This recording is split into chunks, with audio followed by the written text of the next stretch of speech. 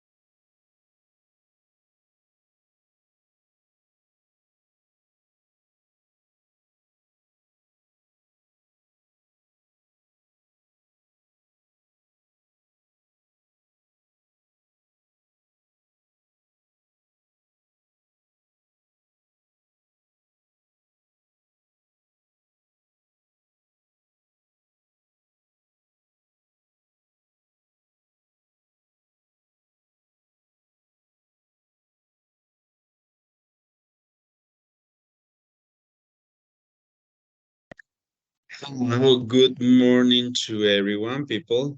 Tell me, how are you today? Good morning, teacher. Fine. Excellent. Good morning.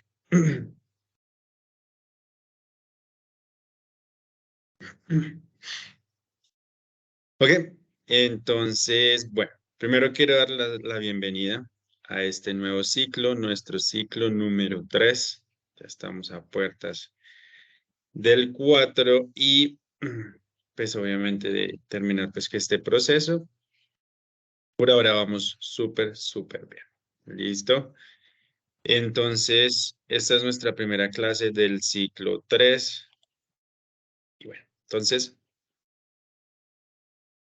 para los que de pronto son nuevos, nunca tuvieron clase conmigo, mi nombre es Jason Pérez, ¿cierto? Soy su formador de inglés. Y los estaré acompañando durante este ciclo 3 en todas nuestras clases y nuestras sesiones de inglés. Listo, Jason. Bueno, entonces vamos a recordar un poco rápidamente la navegación en la plataforma, ¿cierto? Recuerden que conmigo lo que es la asistencia, la llamamos attendance, y el acceso a la clase, tenemos virtual class, lo vamos a hacer a través de estos dos botones. ¿Dónde encontramos estos botones? Lo encontramos en el Communicative Area, ¿cierto? En el área comunicativa. Siempre vamos a encontrar el Attendance y el Virtual Class, ¿cierto? Por acá podemos acceder. De todas formas, en el grupo de WhatsApp les dejé también el link de acceso a la clase. Entonces tenemos estas dos opciones para ingresar a la clase por si de pronto alguno no funciona. O llegado al caso, pues lo podemos compartir en cada una de las sesiones para que podamos acceder. ¿Listo? Bueno, recuerden los botones Communicative Area. Para este ciclo, con términos de la asistencia, no vamos a manejar contraseña, entonces la vamos a poder marcar sin ningún problema. ¿Listo? Digamos que en este ciclo me voy a enfocar un poco más en la participación y en el trabajo que hagamos en clase, y la asistencia va a quedar más abierta para evitar, pues, digamos, las interrupciones y todo este tipo de cosas. ¿Ok? Bueno, aquí tenemos una pestaña, como pueden ver, tenemos cada una de las sesiones y al final tenemos recordings. Aquí les voy a cargar cada una de las grabaciones de las clases que hagamos, ¿listo? Entonces ahí las van a poder encontrar. También va a haber un link para YouTube en donde podemos pues encontrar todo esto. ¿Listo? Entonces, recuerden, cada una de las sesiones también vamos a tener ciertas actividades, ciertas cosas que vamos a ir desarrollando pues a medida que vamos avanzando en cada una de las sesiones. Ok, bueno, ¿tenemos alguna pregunta con respecto a esto? La navegación de la plataforma, del contenido que vamos a encontrar y todo esto, ¿o todo queda claro? Todo está claro, profe.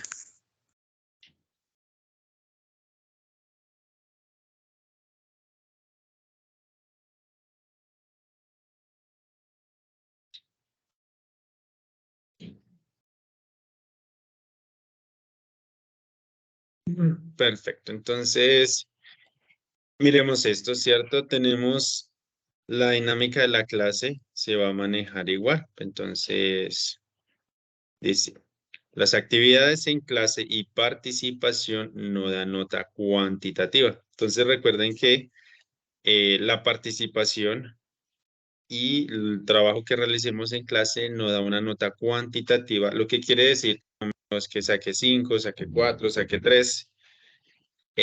No se puede dar una nota como tal, ¿cierto?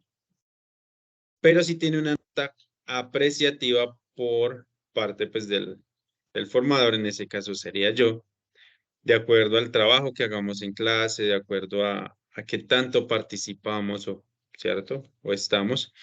Vamos a tener pues un adicional, un plus por participar, por asistir, por estar ahí, ¿cierto? Entonces vamos a ver. Recuerden que tenemos dos exámenes, ¿cierto? Un examen intermedio, midterm test, que vale el 50%. Y tengo un final test que también vale el 50%. Es decir, que solo con estos dos exámenes, literalmente, si yo solo quiero hacer los dos exámenes, puedo pasar la materia, ¿sí?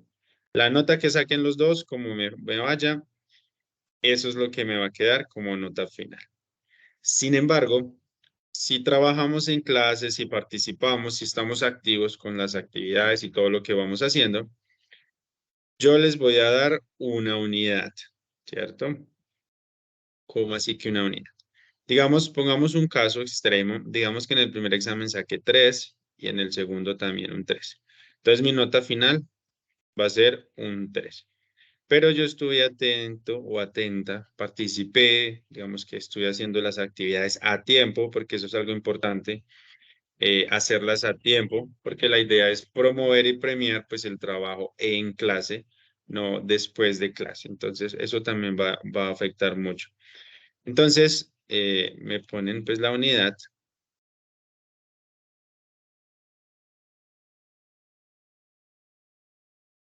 ¿Sí? Y pues mi nota final va a ser 4, ¿sí? Porque tengo mi nota de los exámenes más la unidad que me da el trabajo en clase, ¿sí? Si de pronto mi participación fue intermitente, por X o Y motivo, no fue tan constante, pues entonces podríamos sumarle, no sé, un 0.5 o depende de la cantidad pues, de actividades o que hayamos estado. Entonces, asimismo, la nota pues podría subir. Digamos, más o menos. Si mi nota final fue 4, pero participé en clase, pues por ende voy a tener un 5 y así sucesivamente, ¿listo? Esto, como les digo, la idea es promover la participación en clase, el trabajo en clase, que realmente podamos tener clases más dinámicas y más participativas. ¿Sí? El que de pronto diga, no, pues yo con los exámenes tengo suficiente, pues bueno, digamos que ya es una cuestión muy personal y con lo que saquemos, pues así nos quedamos. ¿Listo?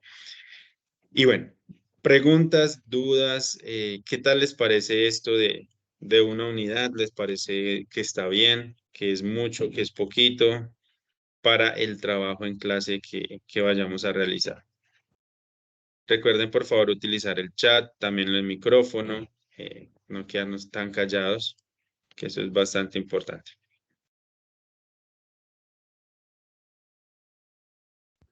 A mí me parece bien, profe.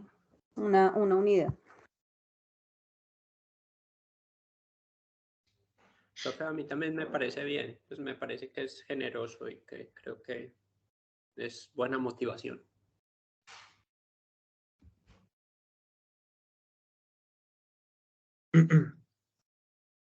Perfecto, listo. Como les digo, esa es la idea, que de pronto digan, "No, yo quiero realmente motivar, pues cierto, sacar una mejor nota, pues nos va a ayudar. Como les digo, el que solo quiera hacer los exámenes, digamos que el programa también lo da facilidades para hacer solo los exámenes, entonces no hay problema. Digamos que en este ciclo sí se va a dejar un tiempo para hacer las actividades, pero digamos que no se van a poder recuperar, como les digo. O sea, al final, profe, es que me faltan 5 actividades, las puedo hacer, pero después de un mes, entonces básicamente no, sí. Digamos que no, la idea no es restarles, sino sumarles, pero la idea es eso, es lo que hagamos en clase. Lo que sí vamos a poder recuperar y siempre vamos a poder adelantar son los exámenes, que no hice el primero, que no hice el segundo. Siempre vamos a tener un espacio para ponernos al día en este sentido. Con las actividades, pues como vamos a manejarlas más en clase, no va a haber tanto, ¿cierto? Pues si me perdí una, pues entonces trato de mirar cómo trabajo en las otras. ¿Listo? Para que lo tengamos bien, pues muy en cuenta y aprovechemos al máximo si podemos pues digamos, este beneficio de la unidad. Miremos por acá. Y listo. Entonces, bueno, eso sería todo como las cuestiones de, así como extra clases. Las dinámicas de la clase van a ser las mismas, ¿cierto? Vamos a tener pues el vocabulario, vamos a tener un tema específico que vamos a trabajar, vamos a tener pues la lectura al final en el worksheet, ciertas actividades. Estoy tratando al máximo de variarlas y de que podamos trabajar durante las sesiones, pero con actividades variadas. Digamos que ese es como el propósito pues en este ciclo y que podamos pues exigirnos también un poco más. ¿Listo?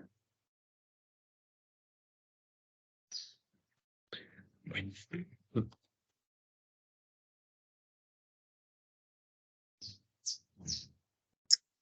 Just here.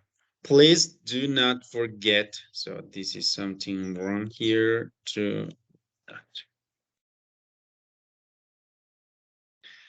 Please do not forget to check your attendance. Okay, we are going to check your attendance and get the worksheet 3.1 for today's session. Yeah.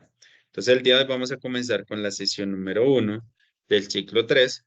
Entonces, por ende, vamos a descargar el worksheet 3.1. ¿Listo? Vamos a trabajar con el worksheet 3.1. And let's see. Here we have software development life cycle. Hoy vamos a trabajar el ciclo de vida del desarrollo de software, ¿cierto? Vemos acá que tenemos 6 pasos. Entonces, el primero es planning. Después tenemos defining, designing, building, testing, and deployment. Sí. Digamos que tenemos cada una de estas etapas, hablamos de stages, en el desarrollo o en la creación de un proyecto o básicamente de software, ¿sí? Para que lo tengamos en cuenta, es planning, defining, designing, building, testing, and deployment. Listo. De pronto alguien sabe en qué consiste esto de deployment. Si hablamos pues de un software o de un producto digital como tal. Miren que es el último paso, es lo último que hacemos, deployment.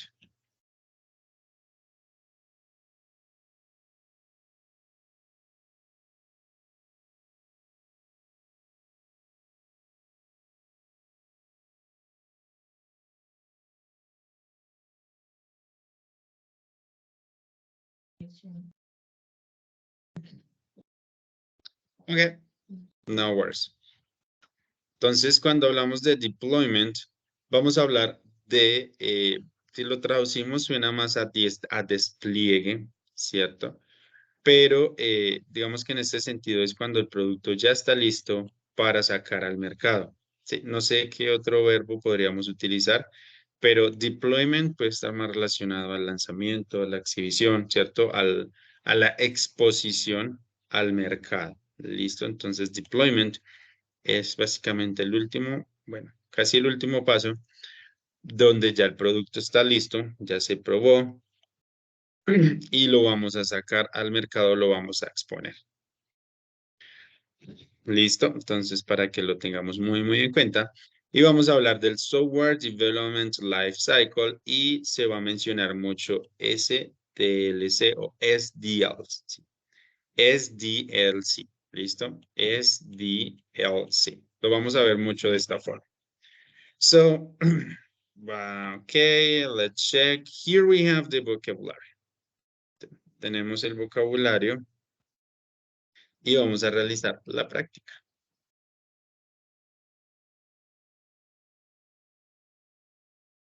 Yes, give me just one moment.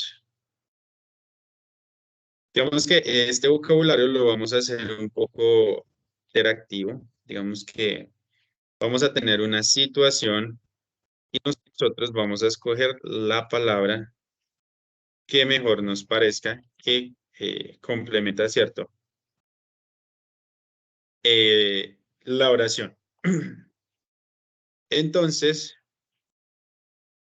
si de pronto no sabemos, decimos, no, pues es que yo nunca he visto esos términos, nunca he visto este tipo de cosas, simplemente tratamos de adivinar, listo, no hay problema con eso. Lo importante es que hagamos pues el ejercicio un poco más interactivo y tratemos de hacerlo a conciencia. Entonces vamos acá. Les voy a compartir. Simplemente le damos clic, colocamos nuestro nombre y nos podemos unir a esta actividad.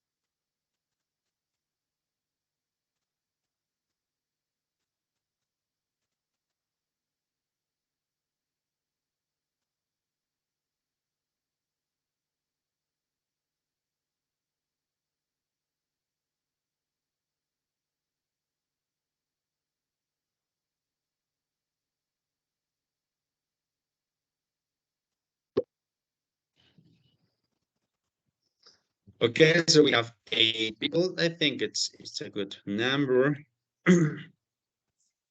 So let's start. Sí, de la forma se pueden seguir uniendo. Sí, no hay problema. So remember that we're talking about software development life cycle. Yeah, we have 1, 2, 3, 4, 5, 6 steps. So let's go.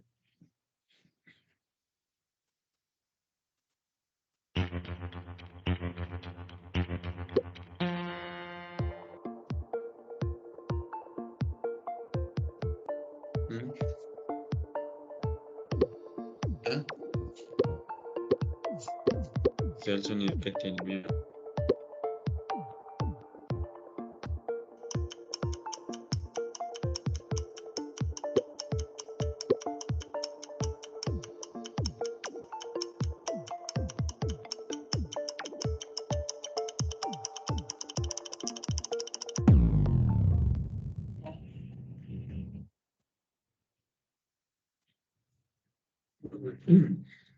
All right, people, that's good.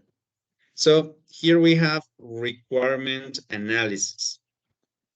This is the most important and fundamental stage in SDLC. ¿Listo? Entonces, el análisis de los requerimientos. ¿Por qué sería tan importante o por qué es tan importante el análisis de los requerimientos? ¿Qué es lo que me da o por qué en el desarrollo de software analizar estos requerimientos sería como algo de lo más importante? ¿Quién me ayuda con esa pregunta? Pues porque es la base para la construcción del programa, de cómo el cliente quiere ¿qué? Que se desarrolle. Es como lo que se va a solucionar con los requisitos del cliente que el programa busca hacer, busca desarrollar. No hay para que sea un programa. No me carga nada. Exactamente, listo. Entonces, ese análisis de esos requerimientos nos dan un norte y también nos da como una visión de que si lo que el cliente pide es posible, porque no todo lo que pidan va a ser posible de desarrollar. Entonces, eso también es importante y por eso hablamos de un análisis. No es como esto es lo que yo quiero y hágalo como puedan. También hay que hacer un análisis para evaluar muchos aspectos. ¿Listo? Entonces, ok. Let's continue. Recuerden, requirement analysis es la etapa. Stage me habla de etapa. Okay, let's continue.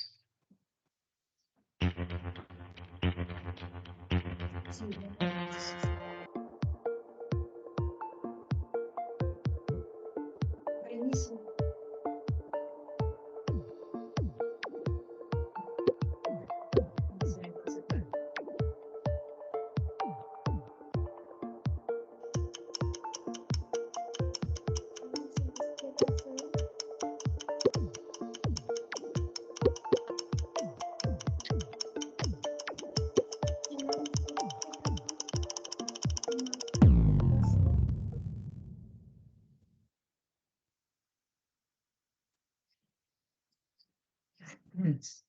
So it says, I'm sorry, I don't have any information about the program. You have to talk to the domain expert. So the correct one here is domain expert. Cuando hablamos de domain expert, experts, vamos a hablar de personas que son expertas en su área o en un área específica, ¿sí? Por ejemplo, yo soy profesor de inglés, ¿cierto? No de programación. Entonces, si ustedes me hacen de pronto alguna consulta sobre programación muy avanzada, yo les puedo decir, sorry, that's not my domain, ¿cierto? Esa no es mi área o ese no es mi campo de conocimiento, digámoslo así. Yes. Entonces, nuevamente, como sorry, that's not my domain, lo que quiere decir esa no es mi área o ese no es mi dominio, si lo traducimos literalmente. Entonces, aquí cuando nos dice, como lo siento, no tengo información acerca del programa, tú debes hablar con los expertos en el área, cuando decimos, ¿sí? Los desarrolladores del programa, los creadores, en ese sentido. Entonces, domain expert hace referencia a eso.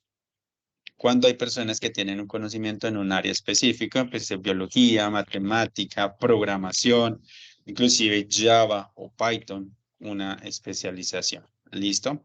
Y vamos a hablar domain experts. All right, let's continue.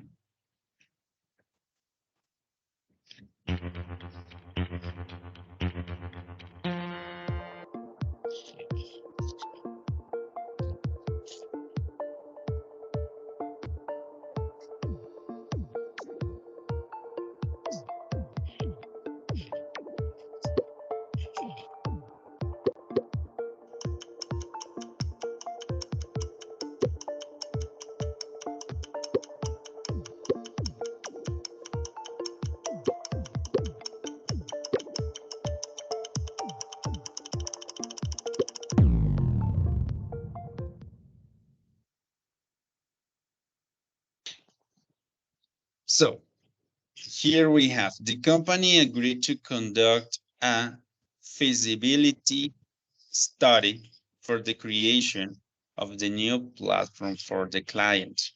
Entonces, miremos. Feasibility nos habla de la factibilidad, ¿cierto? O viabilidad.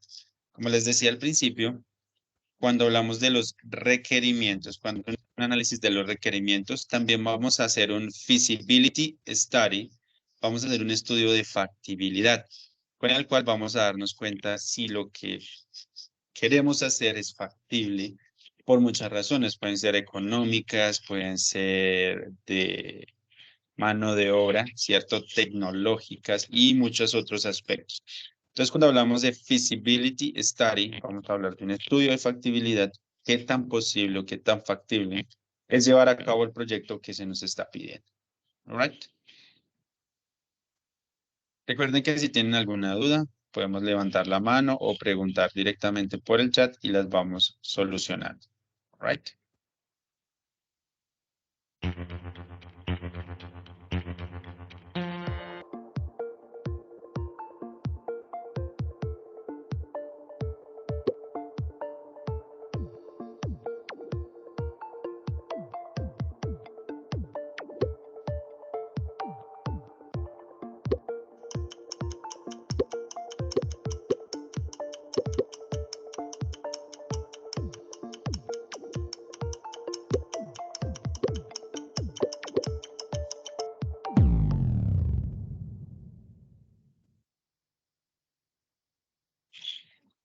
That's a big competition. That's a big competition, right? Entonces, miremos. The robustness. Aquí la correcta es robustness. Cuando nosotros, si lo traducimos, hablamos de la robustez de un programa. So, the robustness, this program is amazing. It doesn't have any bugs and its functionality. Cuando hablamos de que un programa es robusto, o hablamos de la robustez de un programa, hablamos de su fortaleza y que también, digamos, su base es muy fuerte. Eso quiere decir que si de pronto, no sé, se exige demasiado el programa con mucha información o un alto flujo de visitas o algo así, el programa responde, ¿cierto? Mejor de lo que pensábamos. Eso es robustness, ¿sí? La fortaleza o no sé cómo más le podemos decir, aparte de fortaleza, la calidad o lo bien elaborado que está un programa, ¿sí?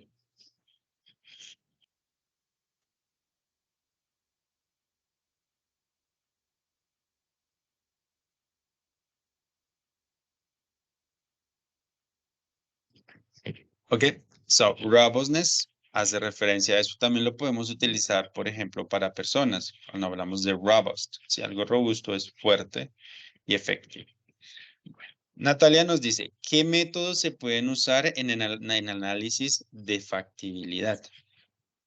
Digamos que, bueno, no sé si alguien sabe qué métodos podríamos utilizar. ¿Qué aspectos podríamos tener en cuenta si vamos a analizar la factibilidad de un producto? Yo diría también, por ejemplo, un método sería pues la parte económica. ¿Qué tanto dinero se tiene y qué tanto dinero se puede gastar en el proyecto? Digamos que el presupuesto sería algo importante a tener en cuenta.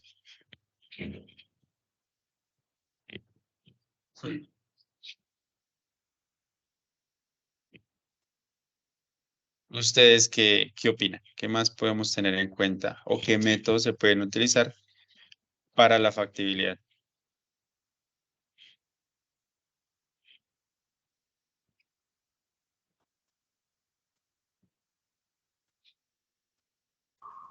Profe, la factibilidad financiera sería como la van y la TIR, pero en sistemas no, no sé.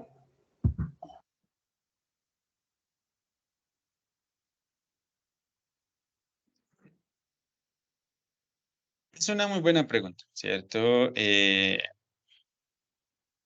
Sí, habría que analizar un poco más a fondo en un estudio de factibilidad qué es lo que se tiene en cuenta, ¿verdad? Y qué aspectos, yo creo, podríamos utilizar aspectos tecnológicos, de mano de obra, del país, porque no es lo mismo sacar una aplicación, un programa, digamos, acá en Colombia, que en Estados Unidos o en Europa o o inclusive en otro país latinoamericano que de pronto no tenga tanto acceso o que tenga más acceso. Entonces, creo que todo eso tendría también las políticas, ¿cierto? De cada país, o sea, en Colombia, ¿qué políticas hay respecto al producto, a lo que quiero desarrollar? O sea, ¿cómo me regula eso? Y que eso también puede, que puede llegar a ser ilegal por desconocimiento. Entonces, creo que son muchos aspectos que debemos tener en cuenta, ¿listo? Pero es bastante interesante. Ok, entonces recuerden robustness, ¿cierto? Y la palabra, el verbo, bueno, el verbo no, el adjetivo es robust, ¿cierto? Que me habla de fuerte, de algo, o una persona o algo que es fuerte, que tiene vigor. So, let's continue. Perfecto. Entonces, miremos. Tenemos modular design or modularity in design. Dice, it's a design principle that subdivides a system into smaller parts called modules, which can be independently created, modified, replaced, or exchanged with other modules or between different systems. Cuando hablamos de un diseño modular o un diseño de modularidades, algo así, es que suena raro, pero bueno, un diseño modular, vamos a decir que vamos a diseñar, vamos a crear nuestro código a través de partes o por partes, ¿sí? Como lo vemos en esta imagen. Cada una de esas partes es un pedazo de código que cumple una función específica. Puede ser una clase, ¿sí? Cada clase se crea independientemente. Si yo necesito reemplazar, modificar, inclusive trasladar, dice acá que se puede intercambiar o trasladar a otro sistema, esta clase o esta parte o este módulo lo puedo hacer. Entonces, modular design es eso, es un principio de diseño en el cual cada parte se hace individualmente, se juntan y todas cumplen una función específica, pero llegado el caso yo puedo sacar una parte y reemplazar. ¿Listo? Sí queda clara la idea de este modular design y como cuál es su objetivo.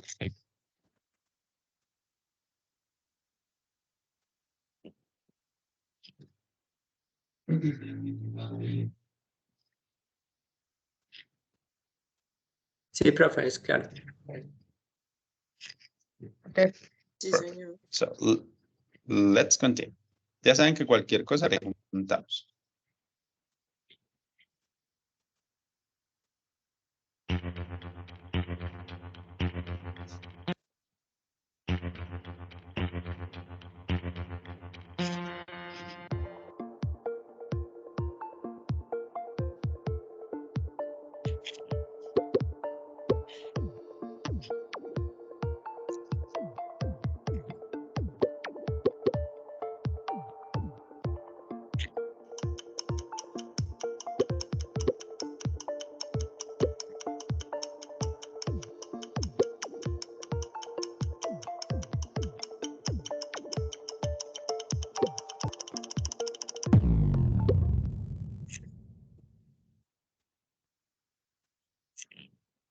Ok, entonces, she ran her code through the compiler. ¿Cierto? Esta sería la respuesta correcta.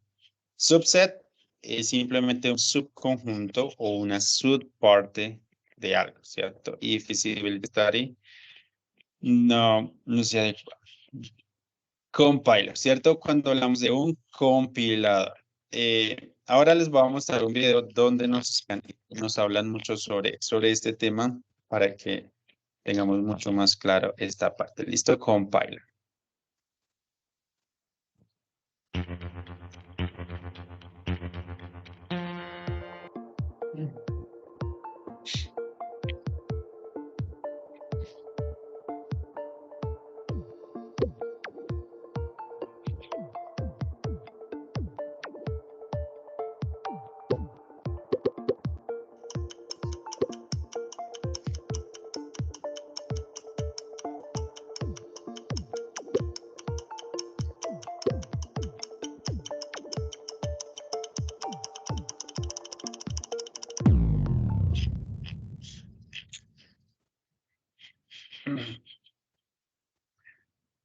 So in this case, we say an interpreter is a computer program that changes instructions into a form that can be understood and used by the computer.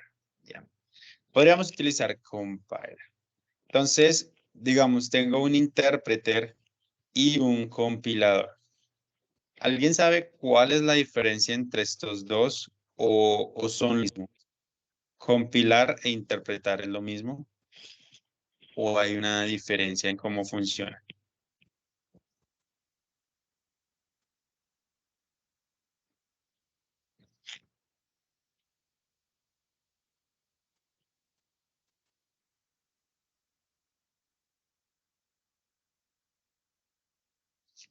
Pues, profe, yo creería, buenos días, Good que morning. el compilador es como uno donde uno ingresa código, ya el intérprete es el que puede leer el código. Por esos lados es. Y bueno, tengamos esa idea, ¿cierto? Hagamos como, preguntemos ya, ¿cuál es la diferencia entre compilar e interpretar? Listo. Por eso les tengo un video donde nos van a explicar claramente en qué consiste, cuáles son sus funcionalidades y todo esto. Porque son dos términos que pueden generar confusiones. Digamos que no es importante, de cierto modo, saber uno o el otro porque no es que los tengamos que aprender, pero sí sería bastante útil saber en qué consiste cada uno. ¿Listo? Entonces sigamos y ya ahorita vemos.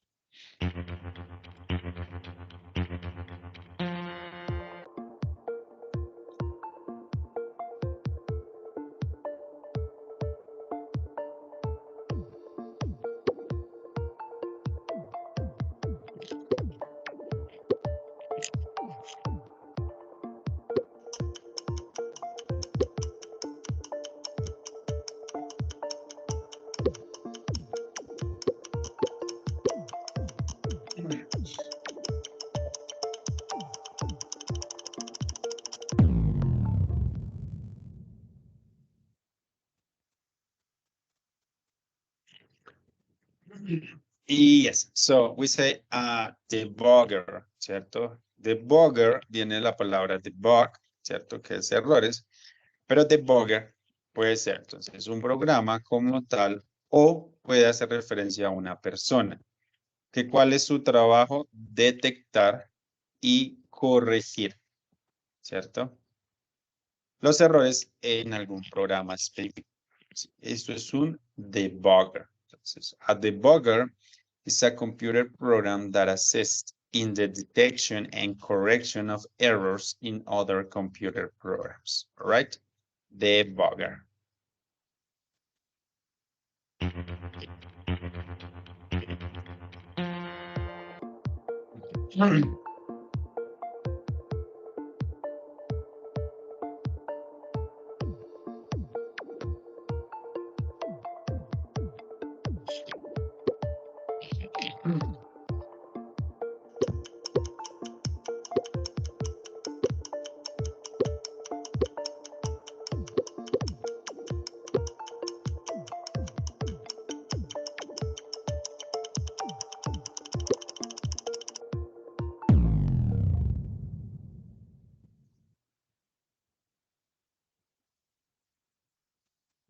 So, yes. Entonces vamos a hablar de subset. So, this stage is usually a subset of all the stages as the modern SDLC models. Entonces dice que esta etapa es usualmente una subetapa o un subconjunto de todas las etapas. ¿Sí? Esa es una etapa más pequeña que hace parte de todo el proceso.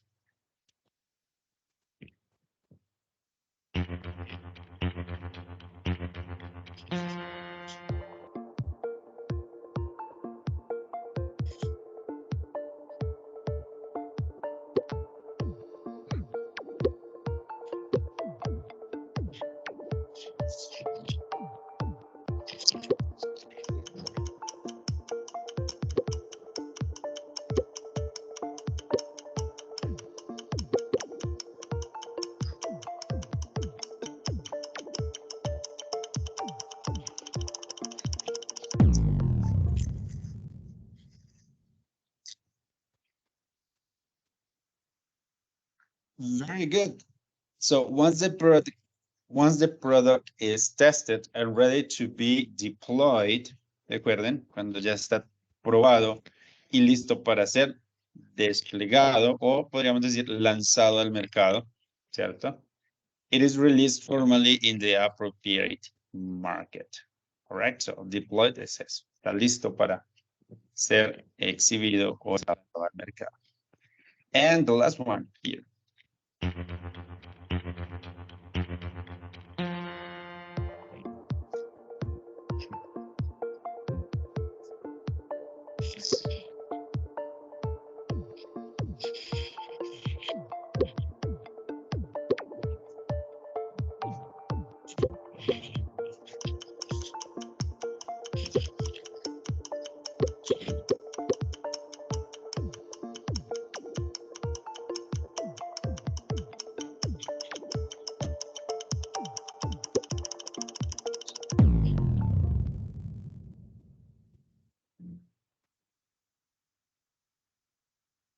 Yeah, so the deployment of the new product is scheduled for November, ¿cierto? Entonces, el despliegue o la exhibición del nuevo producto está programado para noviembre, ¿listo? Entonces, nuevamente, ¿tenemos alguna pregunta? ¿Tenemos alguna duda sobre estos términos?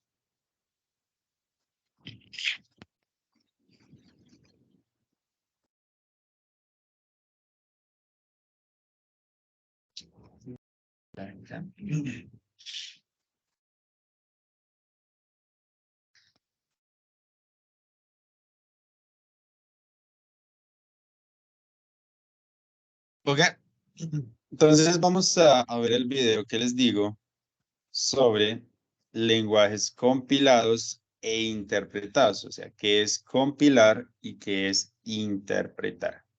Si es lo mismo, si es algo diferente o así por el estilo. Entonces, prestemos atención. Sé que el video puede ser un poco largo, pero realmente nos da una explicación y una visión muy clara de esto de lenguajes compilados e interpretados. El video está completamente en español para que pues haya una mejor claridad del tema. ¿Listo? Entonces, let's go.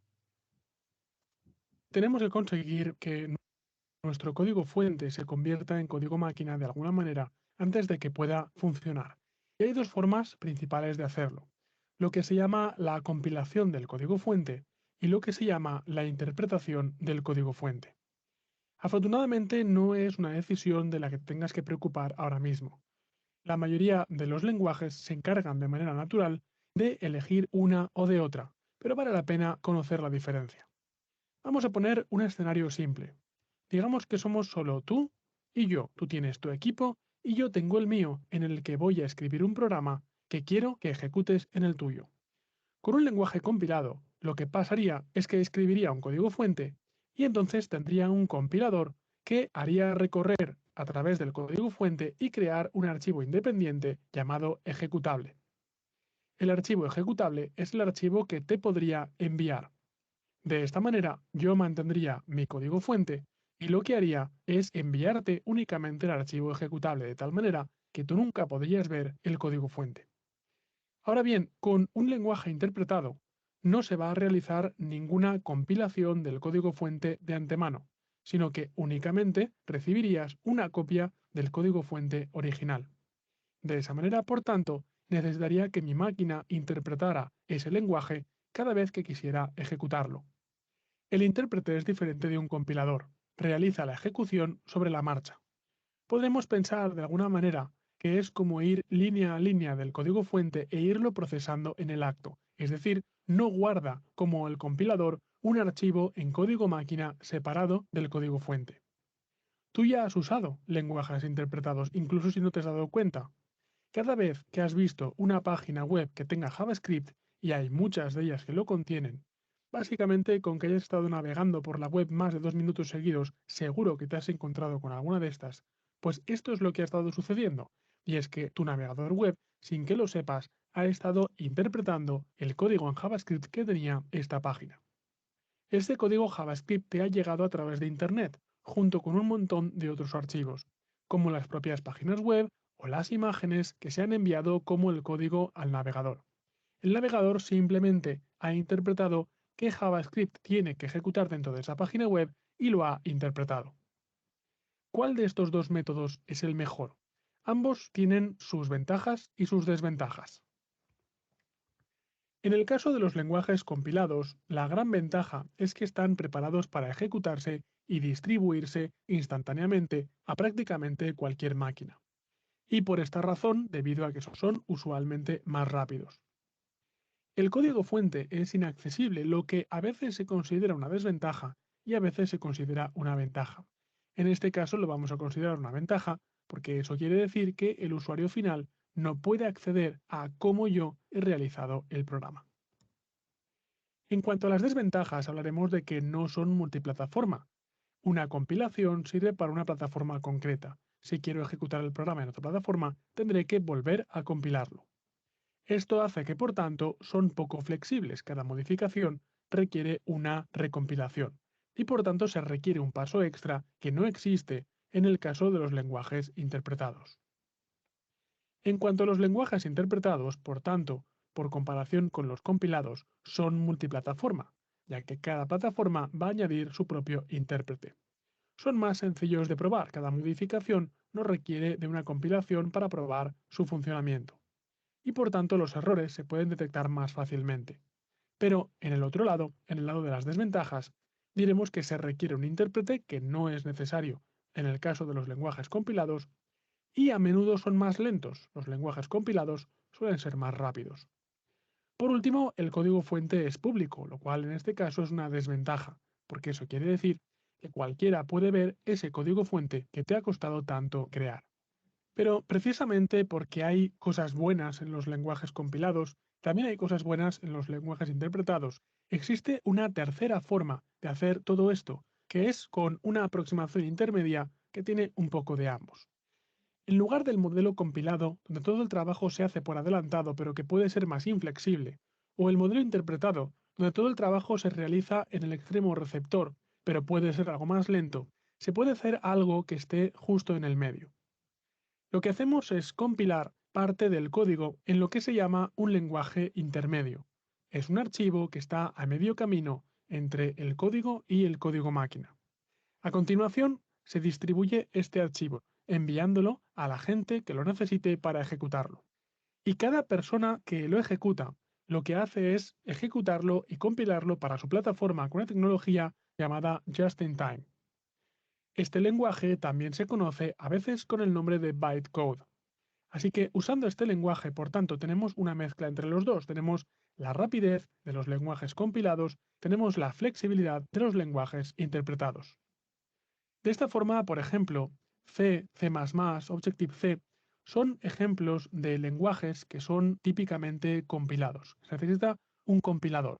El compilador se puede descargar de forma gratuita. Muchas veces está integrado en aplicaciones de entornos de desarrollo integrados, tales como IDEs. Hay lenguajes como PHP y como JavaScript, donde, por otra parte, hay lenguajes interpretados, tales como por ejemplo PHP y JavaScript, y hay lenguajes tales como Java, como C#, como Visual Basic.net, que usan este enfoque híbrido intermedio. Si un lenguaje es compilado o es interpretado o está en algún punto intermedio, rara vez es en sí mismo una razón para elegir un lenguaje de programación u otro, pero es algo que probablemente en un momento dado deberás tener en cuenta.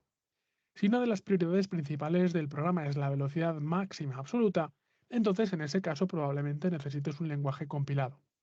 Si estás más interesado en mover fácilmente tu código a través de múltiples plataformas, probablemente necesitarás un lenguaje interpretado.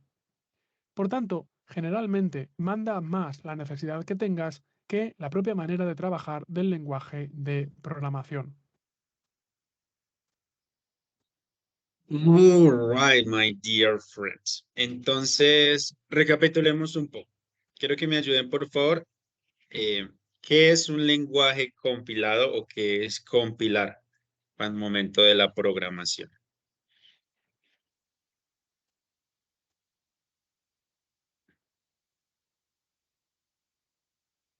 traducir cada una de las líneas de un código en un lenguaje comprensible por la máquina. Ok. Pero el lenguaje interpretado también es lo mismo, ¿no? ¿No hace lo mismo? ¿O cómo es la cosa? Sí, pero sin generar un nuevo archivo ejecutable. Simplemente interpreta las líneas de código. Okay, okay, that's good, Jaime. Thank you very much.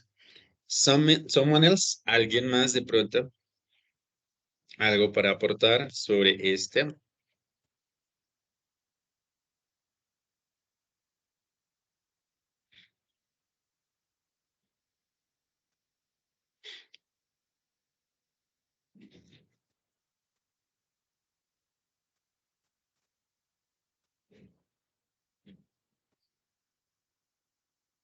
Okay. Entonces, bueno, les voy a compartir el video.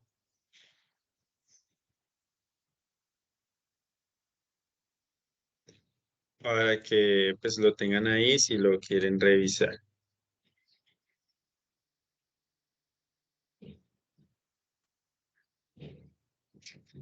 Recuerden, así como lo decía en el video, muchas veces no somos conscientes de esto, sobre todo qué programas utilizan un lenguaje compilado o interpretado.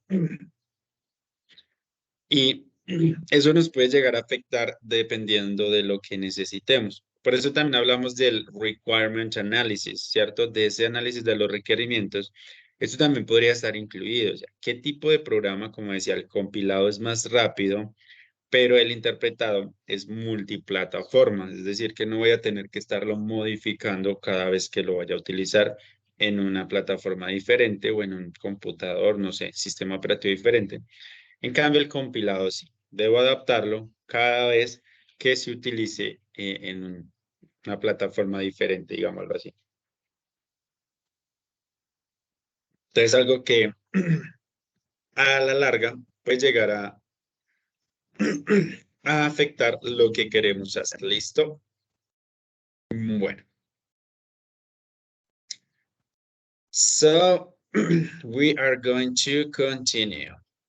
Miremos por acá para papá.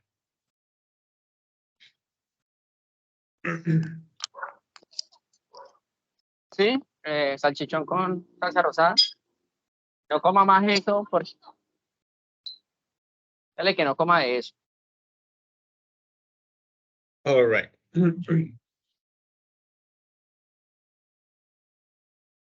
También por acá. So, we're going to now. We're going to watch another video. So we have another video here. Tenemos otro video para ver. Listo, literalmente. A través de este video lo que vamos a hacer es que vamos a responder ciertas preguntas. Acá en la sesión número 1, en la parte de abajo vamos a encontrar algo que se llama Video Comprehension. Ingresamos y nos vamos a encontrar con una serie de preguntas. Son 1, 2, 3, 4, 5, 6. Son 6 preguntas de opción múltiple, falso y verdadero, que están relacionadas con el video. Nos dice, what is the software development life cycle? Bueno, entonces nos hacen variedad que hay una afirmación, nos dice que sí es falsa o que sí es verdadera. Tenemos aquí un poco de vocabulario, simplemente debemos arrastrar y así, falso y verdadero, opción múltiple, opción múltiple. Estas preguntas, como les digo, están relacionadas con el video, con este video. ¿Listo? Bueno, ¿qué les parece mejor si lo proyecto yo, lo vemos todos, o lo vemos de forma individual y hacemos el ejercicio? Pues obviamente el ejercicio de las preguntas es individual, pero el hecho de ver el video. No sé si les parezca mejor que yo lo proyecte o que lo veamos individualmente.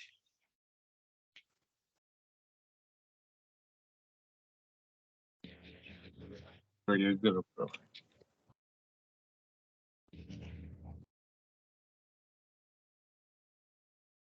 Sí, profe, proyecto. All right. De todas formas, les voy a compartir el link por si pues, alguien prefiere verlo individualmente. Entonces, miremos. En este video nos van a hablar del Software Development Life Cycle, ¿cierto? Pero lo vamos a ver de una forma más práctica. Es decir, que nos van a mostrar como una situación de la vida real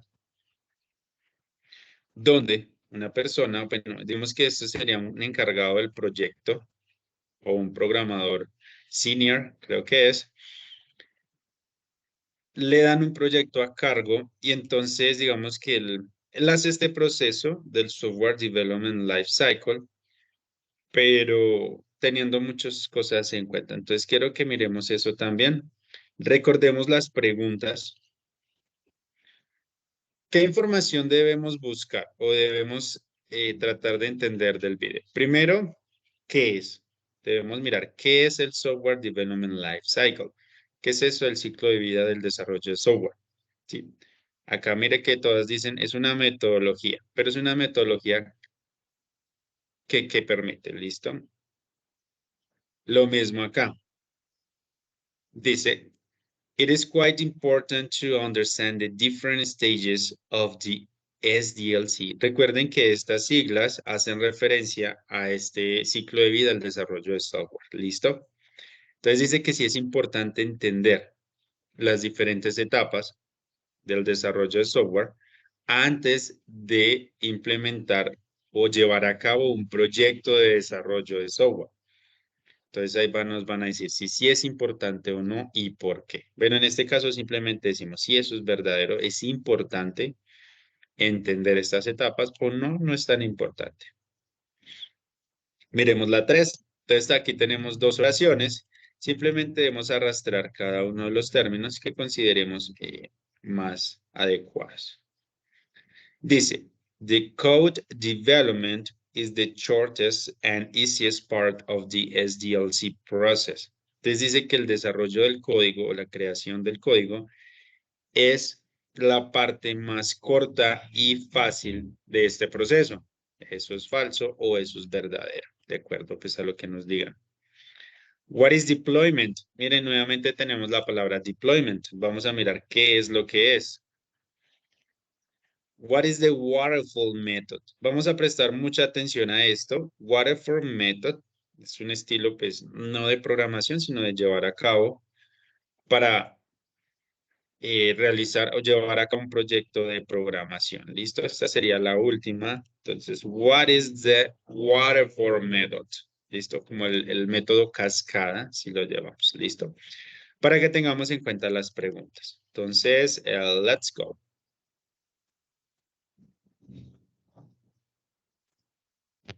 Dictamos un poquito acá para que nos dé tiempo.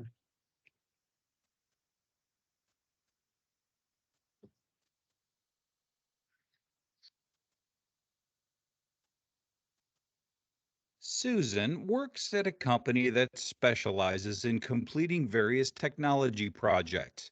Her supervisor has assigned her a project to develop a software application for a new client. She needs a process to follow to ensure she completes the project and doesn't forget any critical steps needed to develop the application. Susan decides to review the Software Development Lifecycle, or SDLC, to get guidance on how to implement her project. The SDLC is a methodology that defines the steps of a software development project, and there are several stages. Susan wants to follow the SDLC, but needs to understand each stage in the process before providing instructions to her project team. Each stage in the SDLC produces deliverables and outcomes that are required to begin the next stage in the process. We'll now look at each of these stages and what happens during them. The first stage is requirement gathering and analysis, which is when senior leadership begins planning the project. The client provides the requirements to the organization, and analysis begins to determine the project approach, deliverables, and anticipated final outcomes. Business requirements from the customer are gathered to determine who will use the software and how. The second stage is software design. This is when business architects use the requirements gathered from the first stage to produce several designs of the product. Each design is reviewed in a design document by various internal stakeholders. The best design is then selected. The third stage is coding and implementation, which is when the design documents from the second phase are used to implement the design and produce the code. The code development is the longest part of the SDLC process. After the code is developed, the fourth stage, testing, can begin. The code is tested based on the customer's requirements to ensure the code works according to specifications. After the code is tested, the fifth stage, deployment, occurs. This is when the product is delivered to the customer. The final stage is maintenance or post-deployment. Once the product is in use, the customer may experience technical issues, and maintenance of the software is conducted at that time. Now that Susan knows each stage of the SDLC, she is ready to provide instructions to her project team. Susan begins her project with planning and gathering the requirements. While her team is gathering customer requirements for the software, Susan decides to research various methods of the SDLC. There are several SDLC process models a project manager can follow to get through each phase in the SDLC. The process models are different ways to move through each phase, and they depend on the customer's requirements and the length the project team has to complete the project. Some of the SDLC models include the waterfall model, iterative model, and spiral model. Susan learns that the waterfall method is a process that follows a step-by-step approach, where each step in the SDLC must be complete before the next step can begin. The deliverable from each step is necessary to complete subsequent steps in the waterfall method. The iterative model is a faster approach in which development begins by implementing part of the software. Full implementation and specifications are not used in the iterative model. Under the iterative model, the implementation process is repeated and new software is developed during each phase of the process. The spiral model includes the development of a prototype and use of the waterfall method. The spiral model is used for more complex and more expensive projects in which a prototype is necessary to begin implementation. Susan decides the spiral model does not apply to her project because a prototype does not meet her customer's requirements. The iterative model would provide too many versions of the software, and the customer does not require these iterations. Susan decides to use the waterfall model to implement her project, which means that each phase of the SDLC must be completed before the project team works on the next phase. The Software Development Lifecycle, or SDLC, is a software development process that includes defined steps to develop and complete a software project. The SDLC is the blueprint for the entire project, and it includes 6 common stages, which are requirement gathering and analysis, software design, coding and implementation, testing, deployment, and maintenance. A project manager can implement an SDLC process by following various models. Some of the methods are the waterfall model, iterative model, and the spiral model. The waterfall model is a step-by-step method in which each phase of the process is completed before moving to the next phase. The iterative model produces more versions of the software during each phase, and the spiral model requires an initial prototype to begin the process. The project manager decides which model is used based on customer specifications.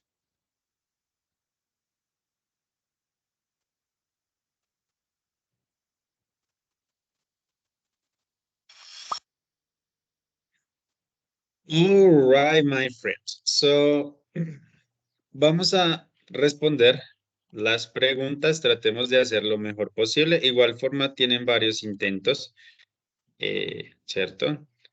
Y no hay problema. Tratemos de hacer lo mejor posible a conciencia, pues si no, digamos que no comprendimos mucho, pues tratemos de hacer nuestro mejor trabajo. ¿Listo?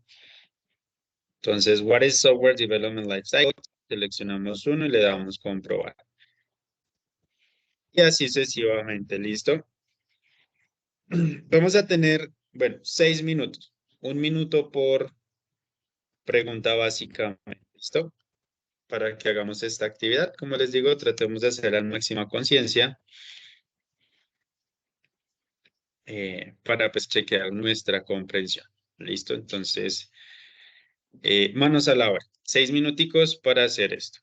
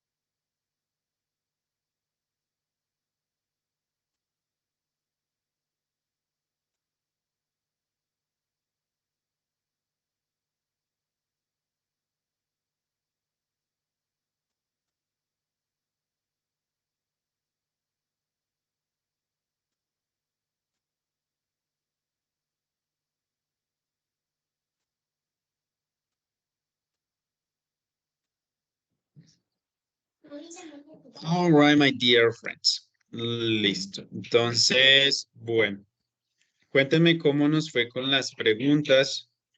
¿Estaban fácil, difícil? Cuéntenmelo todo, por favor.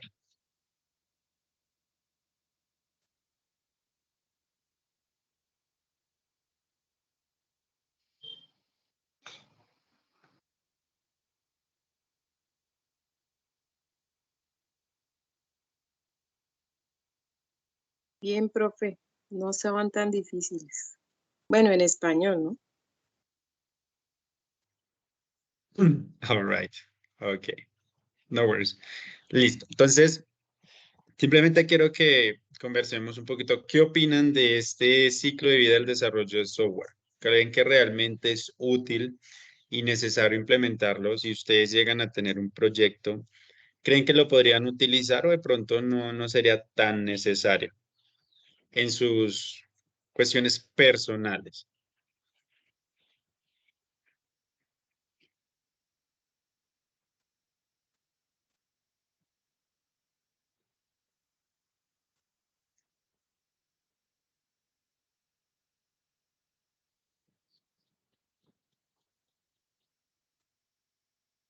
Siempre es útil tener orden en las cosas que uno hace, en los proyectos que se proponen. Entonces, digamos que estos son los estándares que mejor le han funcionado a empresas y a desarrolladores independientes.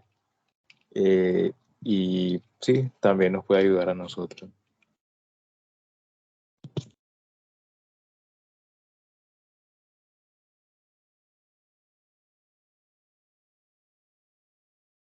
That's a great point. Yeah. ¿Alguien más?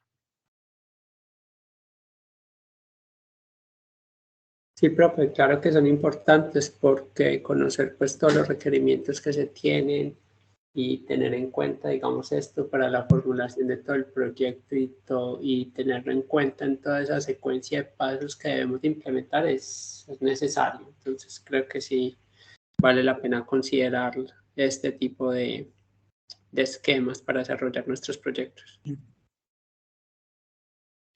Yeah. Miremos también que en el video Susan simplemente recibió lo que debía hacer y no es como, listo, esto es lo que hay que hacer, háganlo y listo, ¿cierto? Ella se tomó el tiempo de mirar este proceso, inclusive mirar cuál y de ver cuál era la mejor metodología para llevar a cabo su proyecto, también teniendo en cuenta los requerimientos que el cliente le daba. Entonces, es bastante interesante este proceso, si lo podemos utilizar en el futuro sería excelente y si no, pues de pronto miraremos. Si nos va bien o no, pues tendríamos un aprendizaje. ¿Listo? Ok, listo. Bueno, en este momento vamos a pasar a realizar nuestra actividad final, ¿cierto? Que es sobre la lectura.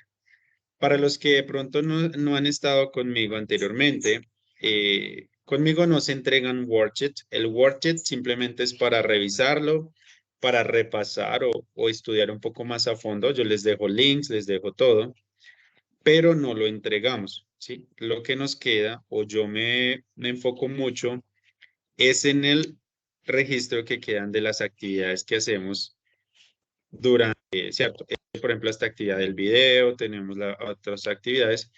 Eso es lo que nos va a quedar, ¿listo? El worksheet no lo debemos cargar en ninguna parte. De pronto, en algún momento lo hagamos, pero no en este momento.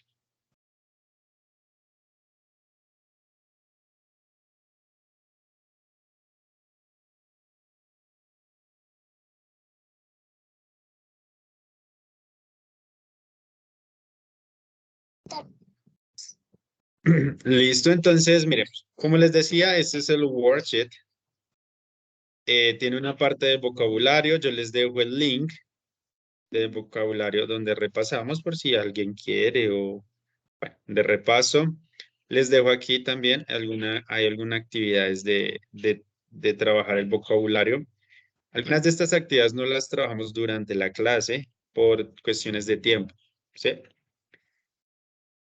Pero igual yo les dejo los links y les dejo las actividades si alguien quiere hacerlas y necesita pues ayuda. Me dice, profe, yo hice esta actividad, me la puede revisar y yo con mucho gusto les colaboro. Aquí está el video que les hicimos la actividad y pues aquí está la actividad. ¿Listo? Y bueno, entonces acá en la parte final tenemos Software Development Life Cycle, tenemos la lectura. ¿Listo? Aquí tenemos entonces nuestra lectura donde nos explican cada una de las etapas. Miren, la etapa 1, la 2, la 3, la 4, la 5 y la 6. ¿Listo? Ahora, ¿qué es lo que debemos hacer? Nos vamos a encontrar con 6 oraciones.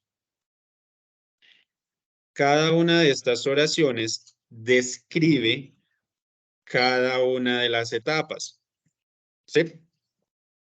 La cuestión es que estas oraciones están en desorden, ¿cierto? No es que esta es la etapa 1, la etapa 2, la etapa 3, no. Ellas están en desorden y lo que debemos hacer es organizarlas donde aquí arriba quede la etapa 1.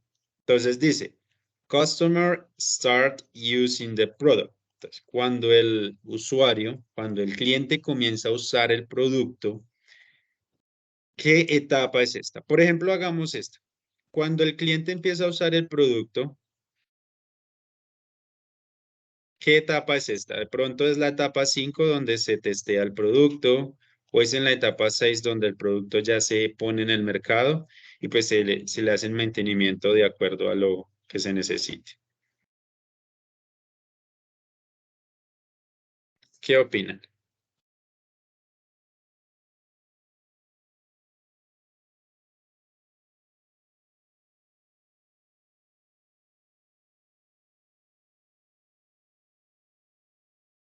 Sí, Juan Diego.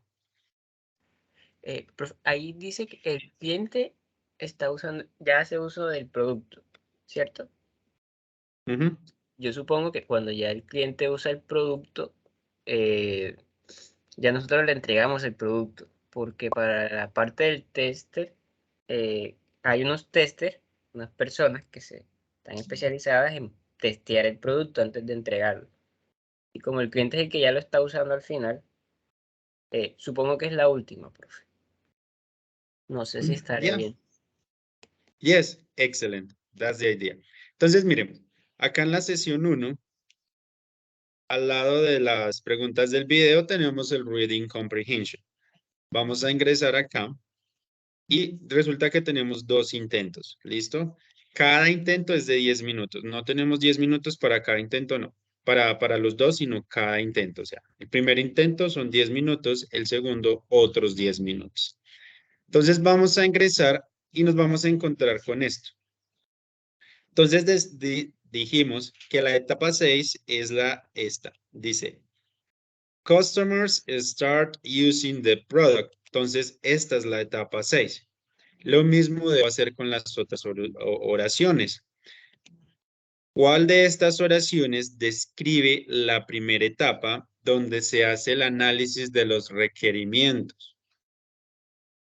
Listo, entonces yo selecciono y así sucesivamente para que al final me quede todas las etapas organizadas, desde la primera hasta la última. ¿Listo? ¿Preguntas, dudas acerca de esta actividad?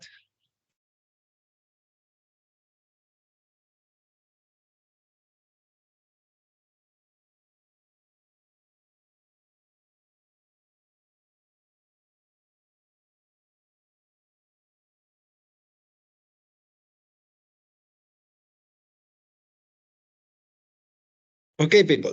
Entonces, nuevamente recuerdo, tenemos un texto donde nos hablan de cada una de las etapas de este ciclo de vida del desarrollo de software.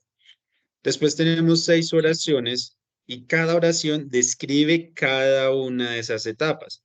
Lo que debemos hacer es identificar cuál de estas etapas es y organizarlas desde la primera etapa hasta la sexta etapa. ¿Listo?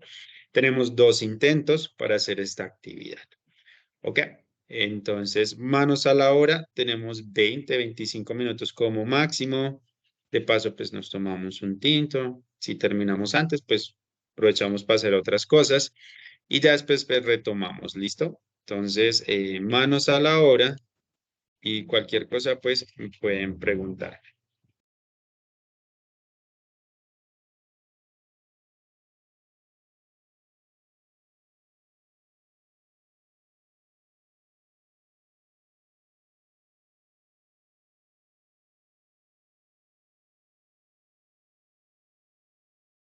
Recuerden que esta actividad la encontramos en la sesión 1, parte de abajo, Reading Comprehension.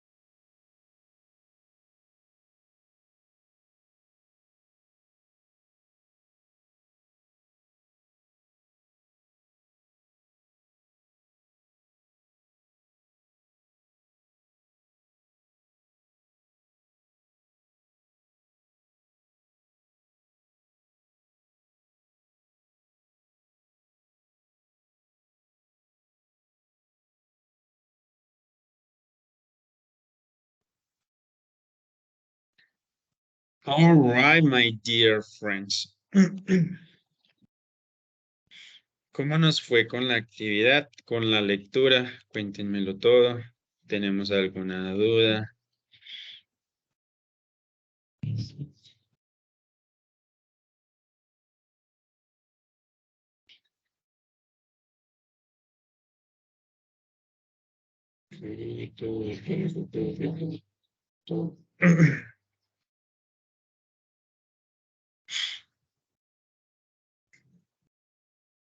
No, anything, everything was good, everything was clear, everything was just was.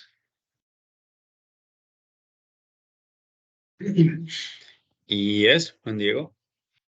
Teacher, una pregunta. De los dos intentos se hace, ¿cómo se evalúa? O sea, ¿cómo sería la nota final de esa evaluación? La nota más alta queda. Ah, ok, listo. Siempre prima la nota más alta, listo. Igual no se preocupen, como les digo esto, la idea es siempre hacerlo a conciencia, pero pues el hecho de que sacaron 2 o algo así no quiere decir que ya vamos perdiendo la participación en clase. Digamos que, como les digo, no tiene nota cuantitativa, o sea, la nota no es tanto, sino la participación y pues hacerlo también a conciencia, porque pues lo hacemos y lo que salga, pues bueno, pero pues la idea también es con la nota, pues nos da un poquito más de exigencia de decir, bueno, me quedó bien o me quedé mal y por qué. ¿Listo? Bueno, entonces, eso sería todo por el día de hoy.